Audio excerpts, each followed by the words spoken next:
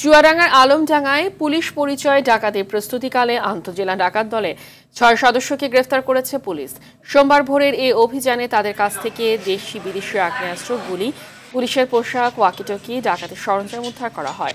টাঙ্গাইলের মির্জাপুরে মহিষ ব্যবসায়ীর কাছ থেকে ৭৮ লাখ ডাকাতির ঘটনায় আন্তঃজেলা ডাকাত দলের সদস্য সাগর বাড়াই নামে আরও এক ডাকাতকে গ্রেফতার করেছে পুলিশ। নড়াইলে কালিয়ায় সেনাবাহিনীর অভিযানে দেশীয় তৈরি ওয়ান শুটার গান সহ বিপুল পরিমাণ দেশীয় অস্ত্রসহ ৩ জনকে আটক করা হয়েছে। রোববার দিবাগত রাতে লালমনিরহাট সদর উপজেলার বড়বাড়ি থেকে নিষিদ্ধ সংগঠন ছাত্রলীগের এক নেতাকে আটক করে পুলিশে দিয়েছে স্থানীয়রা। সুনামগঞ্জের তাহিরপুরের সীমান্ত থেকে ৭৪,০০০ ভারতীয় রুপি জাল পরিচয় সহ ও ড্রাইভিং লাইসেন্স সহ একজনকে আটক করেছে বিজিবি।